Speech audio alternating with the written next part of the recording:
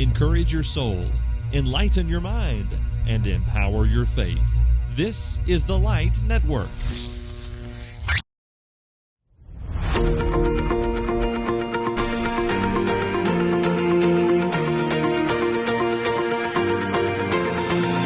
Welcome to Inside the Scholar's Study, where we discuss all things concerning Scripture, faith, and scholarship. My name is Brad McNutt, and if you're ready, we're going to go inside the Scholar's Study, and Dr. Gallagher is here with us again today, Season 4, Episode 2, and we introduced last week, you're leading us in a study of Greek New Testament textual criticism, things along those lines. We had a look at the two different editions of the Greek New Testament and looked at a little bit of the apparatus, but so what are we going to do today? Continue along those lines? Yeah, we're gonna keep looking at that, try to get more familiar with what the Greek New Testament presents to us. And eventually during this season, we'll go back behind the Greek New Testament and look at manuscripts, or even maybe today's episode, depending on timing, we might be able to look at some manuscripts, and but then also we'll be looking at some variant readings. So this is the sort of thing that listeners might be familiar with as they look at their own translations and they see, some Greek manuscripts say this, or that there are these indications of variant manuscript readings even in our English Bibles, not in the KJV. If we're using the KJV, we won't see it, but pretty much any other English translation we might be using, it is going to have that in the footnote or in the marginal notes. And sometimes we'll even see that there's, we're reading along in Acts chapter 8, and it goes from Acts 8:36 straight to Acts 8:38, and there is no verse 37 at all. Right. And then we got to look in the margin to find where verse 37 went. Well, this kind of discussion helps explain why has that happened in our Bibles. And I will say, over the last few years in ministry, the amount of questions that I've gotten, I don't know if it's causation, but it certainly correlates that people using their phones or iPads, they're more likely to look at multiple translations that way. And they will come and ask a question like, I had one asked the other day, why does my King James say in the Lord's Prayer, or the model prayer, yours is the kingdom, the power, and the glory, and then the ESV does not have it? Can you explain that to me? And so questions like that, I'm seeing them more and more. Yes. And so, yeah, and that is a question about textual criticism, whether the questioner knew it or not. Right. That's where it goes. So yeah, we're looking at this. Let me go ahead and share my screen again. And last time we were looking at the two standard small editions of the Greek New Testament. I say small because they're the kinds of things that you can hold in your hand, just like a Bible, right? You can pick up a Bible, you hold it in your hand. So these are sometimes called hand editions of the Greek New Testament, and that is opposed to this next one that we will see, which is called the Editio Critica Maior, which is not completely published. I mean, actually, there's a long way to go, but this is what it looks like. Now, notice that this pile of books here, which is also here, there are 4 volumes that it's just the Acts of the Apostles. This 4-volume edition is the Acts of the Apostles, whereas this, what is it, a 3-volume edition is the Gospel of Mark. So you've got one pile of books that is just a single gospel, and another pile of books that is the Acts of the Apostles. Let's see. I'm trying to think what all has been published in this edition, the Editio Critica Maior. That people call it the ECM. So if you see references to the ECM, it's this edition of the Greek New Testament. I think the book of Revelation has now been published. I think that was just this year, 2024. The book of Revelation has now come out, and it's I forget, maybe 3 or 4 volumes of books as well. And then the first thing published, which I don't have here on in the images, the first section of scripture published in the ECM was the general epistles, the Catholic epistles. So that's James, First, Second Peter, First, Second, and Third John, and Jude. So that portion of the New Testament is what is available in the ECM. Now, why in the world do you need 4 books for the Acts of the Apostles? Well, let me see if yeah, here I have a picture of what is inside. Okay, so first of all, not all 4 volumes is actually the text of Acts. You've got 2 volumes that's the text of Acts, and then you've got 2 volumes that is other stuff, like commentary, essays on the history of the text of Acts, stuff like that. So, and then for the Gospel of Mark, it's the same. I think maybe it's 1 volume is the text of Mark, and then 2 volumes is other stuff. And then when you actually look at a page of the ECM, I mean, first of all, there's quite a bit of white space. They really spread it out. But I mean, the evidence, the presentation of the evidence is just amazing. I mean, it is detailed beyond probably what most people would want to know. But so it's an effort at a documentation of every variant. In other words, those hand editions that we looked at last time do not even attempt to document every variant. They just try to document a lot of them, and the most important ones. But the ECM is an attempt at documenting every variant and presenting all, a comprehensive view of the manuscript history for this book, which is why you need a lot of space to do that, and it takes a long time. So this project has been going on for decades and is probably going to go on for some time yet to come. So this is the major edition of the Greek New Testament. Now, as this edition is produced, then those hand editions are updated.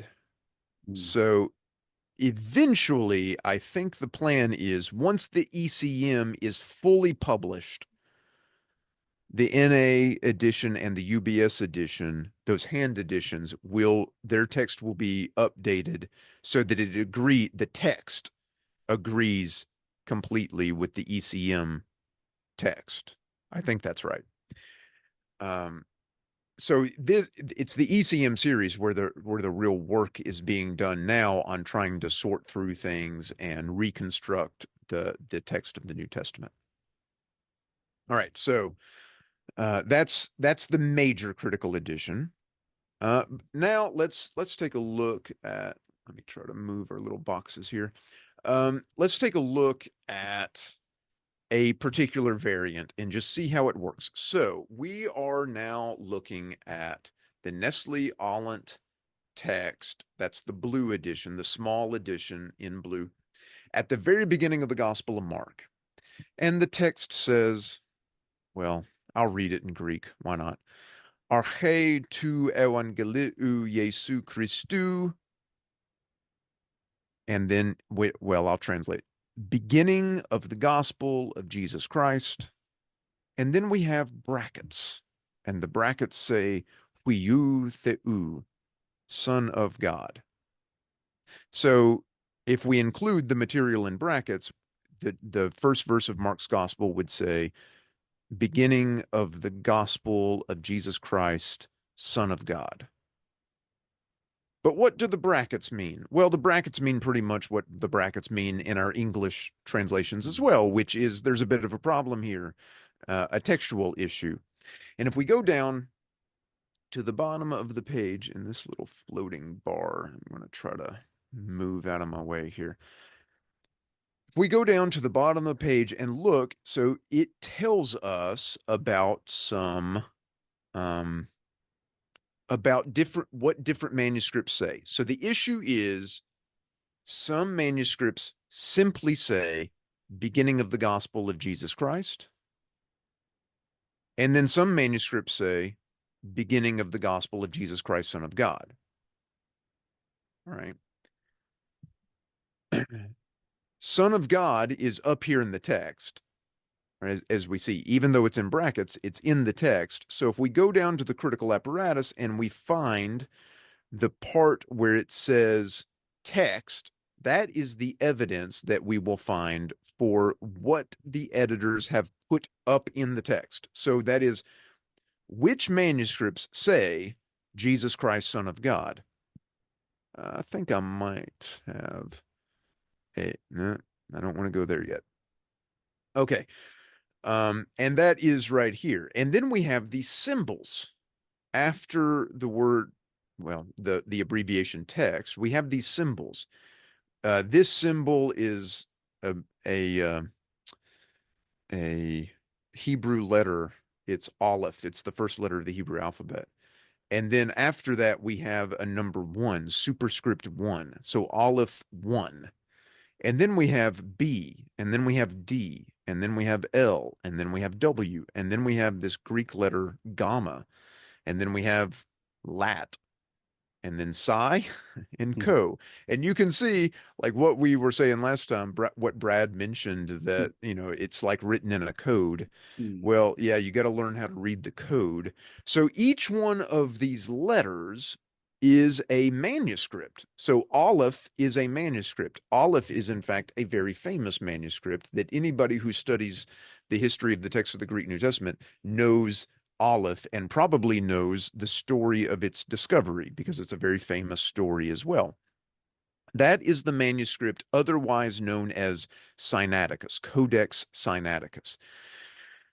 We'll talk more about Codex Sinaiticus some other time, but it's listed first here partly because because it's early in the alphabet, but also it is a very early manuscript, as such things go. So it's 4th century.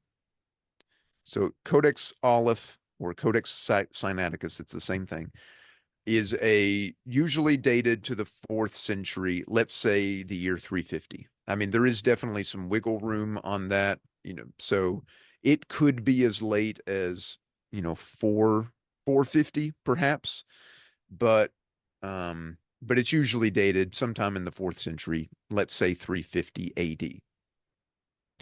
And then you've got B. B is another manuscript. It is actually another very famous manuscript, almost as famous, maybe more famous, in fact, than Aleph. This is the manuscript known as Vaticanus. It is housed in the Vatican Library, which is why it's called that, Vaticanus. And it is just as early as Sinaiticus. So let's say again, 350, sometime in the 4th century. Let's say 350. And then D is a manuscript, and L is a manuscript, and W. So all of these are Greek manuscripts. And then we have Lat, L-A-T-T. So that's just an abbreviation for Latin, the Latin translation. So this is not Greek manuscripts. These are now Latin translations of the Greek manuscripts, which is not as important, right? I mean, we don't care about what the Latin says as much as we care about what the Greek says, but it is interesting. And presumably the Latin says what it says because it had a Greek manuscript that said that. So the Latin translation is itself a witness to a Greek text standing behind it. And then, so now we are in the realm, once we get to Latin, we're now in the realm of translations. We're no longer looking at Greek manuscripts. Now we're looking at translations. And that's what Syriac and Coptic.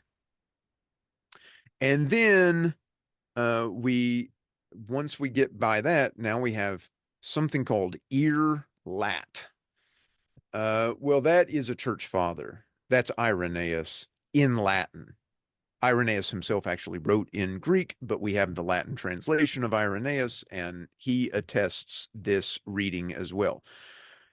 In case you've gotten lost and you forget what we're doing, We're looking at which manuscripts or what ancient evidence we have for the reading of Mark 1:1, Jesus Christ, Son of God. And these are the ones. We have Codex Sinaiticus, Codex Vaticanus. We've got Greek manuscript D, L, W, Gamma. We've got some Latin manuscripts, Syriac manuscripts, Coptic manuscripts, and a Latin translation of Irenaeus.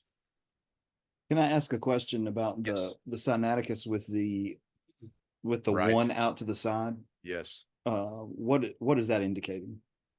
Yeah, let's find Sinaiticus without the one. Now, look, so earlier we've got well, let me I'll just go ahead and tell you the answer to the question. So when you find Aleph with a star, Mhm. that means the original text of Aleph. Okay. And when you find Aleph with a one, that means not the original text of Aleph, but somebody came in and wrote into it, like corrected it. Right. Presumably some ancient or medieval scribe said, no, this is wrong, and maybe crossed something out or wrote in the margin or something like that. So we can actually, yeah, why don't we go ahead and, well, we'll take a look at that in just a second. I've got the images of Sinaiticus pulled up so we can see how that works. But so if we go back one reading, we see that, well, let's take a look at how this apparatus is organized. Maybe I should have done it this way to begin with. The first reading mentioned is not the one that the editors chose for the text. The first reading mentioned is close, but it's a little bit different. It's Son of God, but it's got a definite article in front of the word God. So it's like Son of the God, if you want to put it in that way. Or one manuscript says Son of the Lord. All right.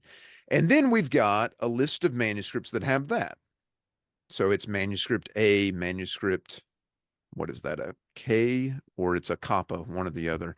And I'm not sure if we're doing Greek letters here or English letters, but P or rho, and then we've got delta. That's definitely a Greek letter. And then we've got then we've got family 1, family 13. These are all Greek manuscripts. We'll talk about these in a little bit. And in fact, this symbol here, the fancy looking M symbol, means the majority of manuscripts. So like the Byzantine text, just the vast majority of manuscripts of the Gospel of Mark have the reading Son of God with the definite article in front of the word God, which is not the reading the editors chose. They had Son of God without the definite article. Okay, but the vast majority of manuscripts have Son of God with or without the definite article. And then the next reading is they just put a dash there, which means blank. There is nothing, not Son of God. So the verse says beginning of the gospel of Jesus Christ, period. Like that's it. Mm. Which manuscripts have that? Well, Codex Sinaiticus, the original text of Codex Sinaiticus has that. So presumably the editors are able to tell when they look at Codex Sinaiticus, they're able to tell that I mean the word Son of God is there, but they can tell that it wasn't the original scribe that wrote that, it was somebody later who came and wrote it. And then there's a Greek manuscript called Theta, and a Greek manuscript called 28, and then a Greek manuscript called Lectionary 2211. And then here is a Coptic manuscript. And then now after the semicolon, we've gotten to the church fathers. And so the first one, and really the only one, is Origen. Origen attests to the short text.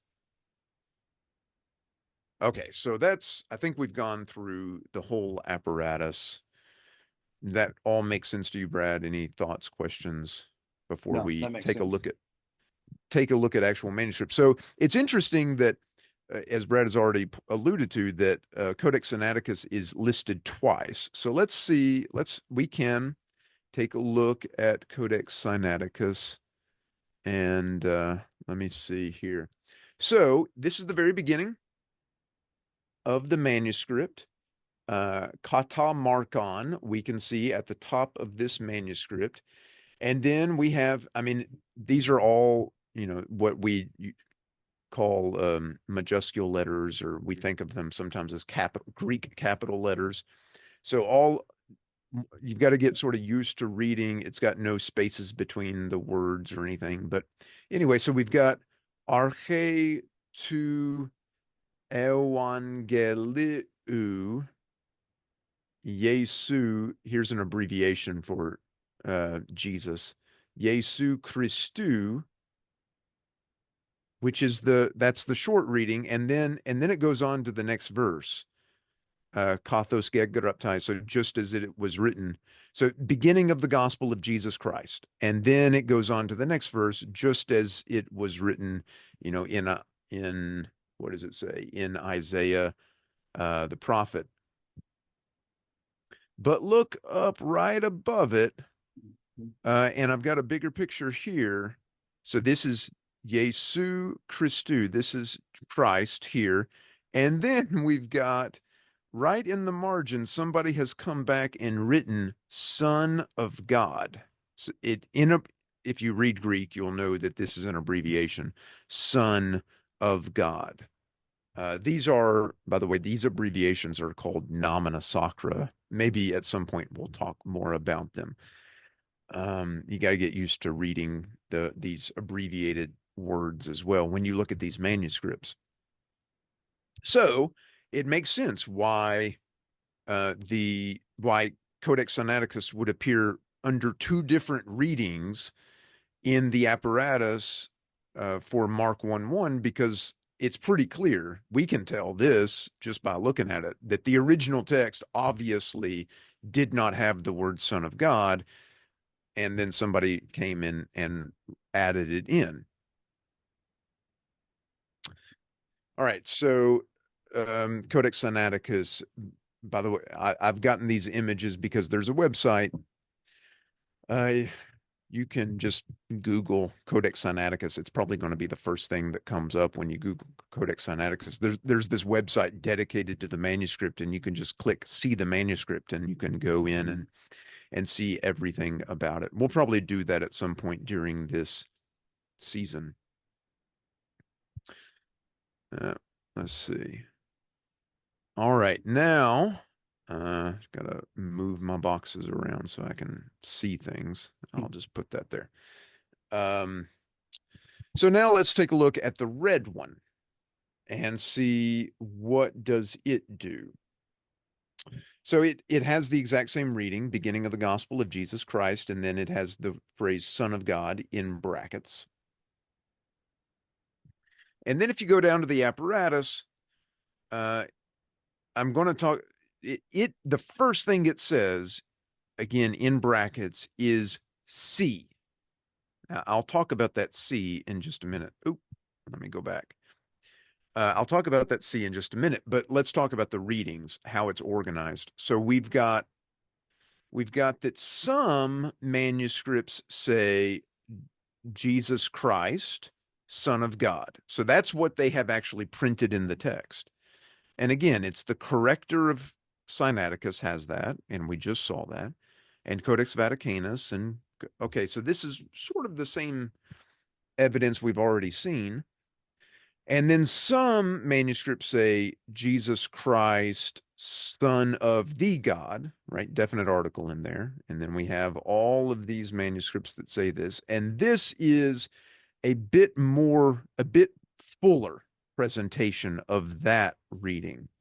So you've got, like, for instance, down here, when it says it, that's the Itala. That means it's a Latin translation. And then all of this string of superscript letters are like individual manuscripts of the Latin translation that say these things. So it's a more detailed presentation of the evidence here.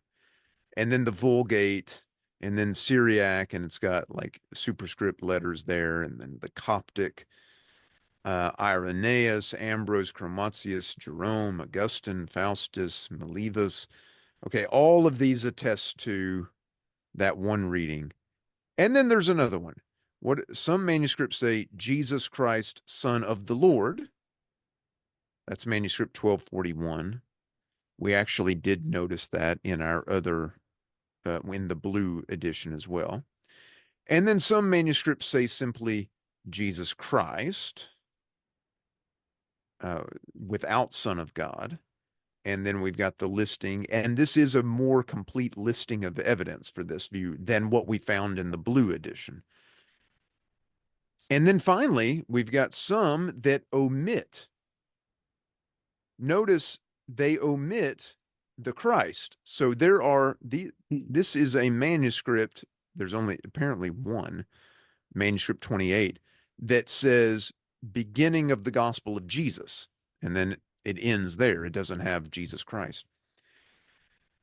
All right, so there's a bit more. So the red edition, as we've mentioned before, the UBS edition is different from the NA edition, not in the text, but in the apparatus, in the way that they present the evidence. The UBS edition is actually a more complete, a more full edition presentation of that evidence. And then the other major difference here is this C at the very beginning. This is a reference to the confidence that the editors of the Greek New Testament have in their decision. There are, if you can look in the introduction to the UBS text, and it tells you what the numbers represent. There are 4 grades that they assign these variant readings: A, B, C, D. And when they assign an A rating, what they mean is we are very confident that we have correctly reconstructed the text of the New Testament. And when they assign a D reading, it means we have no idea. We just had to print something. We don't know. We probably got this one wrong. I don't know. And then B and C are somewhere in the middle. So C is, it's not very confident. It's like, we're leaning in this direction. We're not real sure. That's what that means. So they think, they're leaning in the direction of Jesus, Son of God, is a part of the original text of Mark's gospel at the very beginning, the beginning of the gospel of Jesus Christ, Son of God. They're leaning in that direction, but they're not real confident of it. Maybe the original text left off Son of God. And we can see, it's on the one, why would they be not sure? Why would they be unconfident? I mean, as you look at the apparatus, you can see that, good grief, the majority of manuscripts, and some of them are pretty old, has the word Son of God in there. So if you're looking for the omission of Son of God, you do have the original text of Codex Sinaiticus. That's something to be thought about. And then you have, 2 more Greek manuscripts. And then you have a variety of translations, the Syriac translation, Coptic, Armenian, Georgian. And then you have some church fathers. Well, as you think about all that, how does it shake out? Those church fathers are interesting. Because presumably those church fathers were reading Greek manuscripts, and why would they leave out that phrase? I think here is a big deal when you think about this. What is more likely to have happened as the Gospel of Mark is transmitted during the centuries?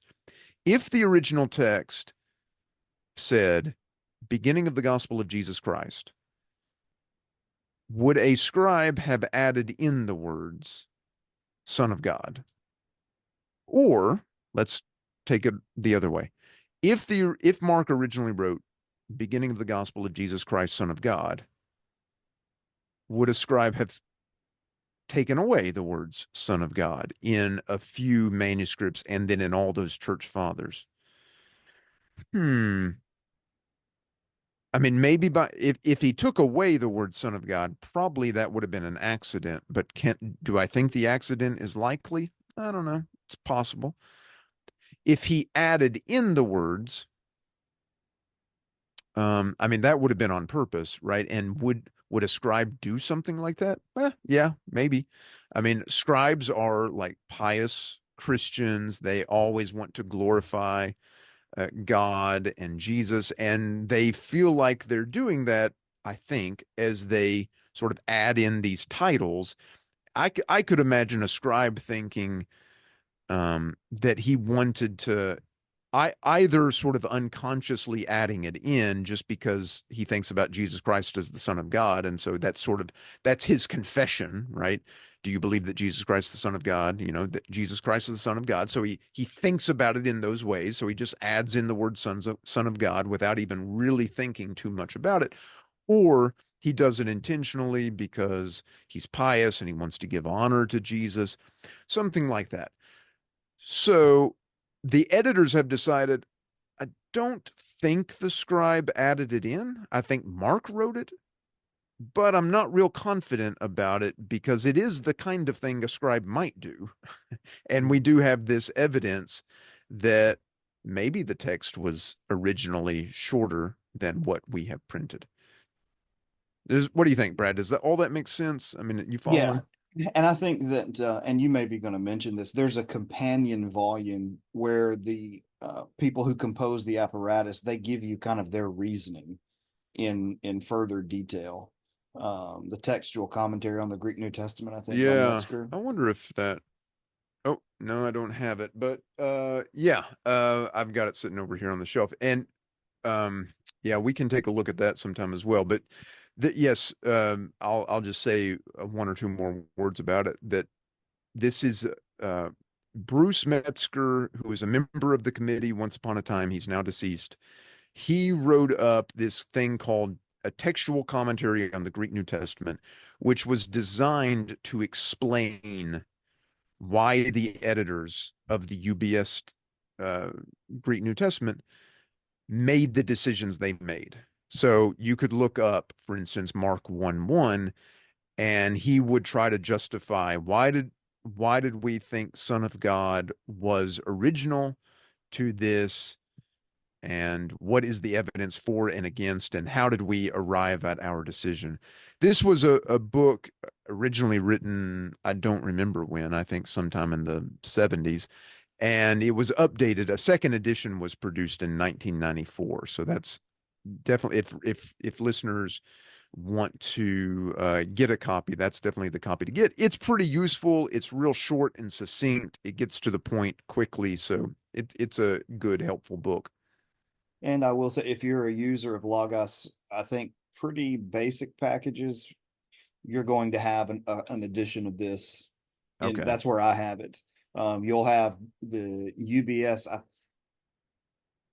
I can't remember if it's the fifth or the fourth, but you'll definitely have the NA 28 and all of those things in something like Logos. And so if you wanted to buy them in physical form, that's fine, but also don't just rush out and buy one because you may have it too. You just need to check your software, Yeah. and you'll have those tools available. So, Okay. Yeah. Good. Helpful. all right. Anything else we want to add now that we've kind of gotten a look at, and people, when you look at this, you may be thinking this could go on forever. Well, it literally is. Right. Yeah. See the Yeah. That's beginning of right. the episode. It Yeah. it is going on, but that kind of the amount of evidence and dedication to making sure that we, that the best possible reading is in front of us, that should give us a great deal of confidence that there's so much to look at and so much to think about. Um, Right. And just like thinking theologically about this, of course, I think this also gives us a good example. Like the first line of Mark's gospel. This is a very theologically significant line. Mm. The beginning of the gospel of Jesus Christ, Son of God, that has extreme theological significance to it. And this variant is very theologically significant. Does Mark call him Son of God in this very first line or not? I mean, Son of God is an important theological term. On the other hand, I mean, whether or not in the first line of the Gospel of Mark he calls him Son of God, I don't think affects the way Mark presents him in the rest of the gospel or the way we ought to think about them. I mean, so let's assume for a second that Mark did not write Son of God in the first line of the gospel. Does that mean that Christians should not think about Jesus as the Son of God? Well, of course not. I mean, it just means that in this one verse, that phrase is not used. It doesn't mean that Jesus is not attested to us in the rest of the New Testament in as the Son of God. It just has ramifications for this one verse. We'll find that to be the case in a lot of these variant readings, that even when they are really significant for the interpretation of a particular verse, it's not necessarily got a whole lot of theological ramifications beyond the exegesis of that one verse. Mm. It's not the kind of thing that's, I mean, some scholars and some writers do try to say that New Testament textual criticism can rock the foundations of Christianity. But I mean, I don't know. I haven't really seen that, so I'm a bit skeptical of those sorts of approaches. And that's the thing. If you're, well, there is one particular man that I don't know if he still teaches or not, but his, intro class is, you trust this book? You believe this book? Yes, sir. Well, there are 400,000 variants in it. How can you trust a book that has 400,000 variants in it? Now he's taking advantage of a kid who has no idea what is going on. He makes it sound real good. Now, what he won't tell them is, what if a majority of those are a comma was placed here instead of a period, or a period here instead of a comma? Yeah. The majority of them are completely inconsequential. Mhm. Um, and I know there are legitimate scholars who, as you said, make the case. Um, but the evidence isn't always what it may appear to be. Well, yeah, and Brad, I think that it does help us to have maybe a more or attain a more mature view of what it is that we have Right. in the New Testament. If we have, I think, a very unsophisticated or naive view of what it is that God has given us or preserved for us, then yes, maybe we study something like this and our world falls apart. But I wouldn't say that's the problem of the New Testament. It's the problem of a very unsophisticated view of what the Bible is. And so studying something like this just helps us have a more mature view of that kind of thing. And I think that's a valuable thing, not only with regard to New Testament textual criticism, but all kinds of areas of life where our faith might be shattered if we have this sort of tight and uninformed view of things. Even if we think it's a pious view or a faithful view, it's uninformed, and being informed, I think, is a good thing, and we can help others become informed as well. Right. And with a lot of discussion recently in the recent years of deconstruction. Listen, Hmm. deconstruction is not a bad thing Mm. inherently. It depends on, are you trying to destroy it just to destroy it? Or does it actually need to come down so that you can put something better in its place? And so if my view of, say, inspiration is one way, Yeah. well, maybe not even deconstructing it, maybe just altering it, chiseling it a little bit, and just kind of fine tuning it a little bit. That's what these things are doing. They don't, they can be challenging to your faith, but at the end of the day, they end up becoming things that strengthen it. Um, if you're able to handle them the correct way, Yeah. I think. Yeah. So Yeah, that's right. All right. Well, that is episode 2. We've walked through and done some textual criticism together. And we'll continue to do all manner of things as it relates to that this particular season. Anything you want to add before we're done? I think that's it. All right. Well, we want to remind you episodes are released each and every Wednesday. You can find them on our website at thelightnetwork.tv. Social media platforms announce their release. Podcasting platforms you can follow or subscribe, and you will get each episode. Also on YouTube, we have video available now. You can also email us at scholars@thelightnetwork.tv. And again, we're grateful that you were with us today and hope that you will be with us next week as we go back inside the Scholar Study.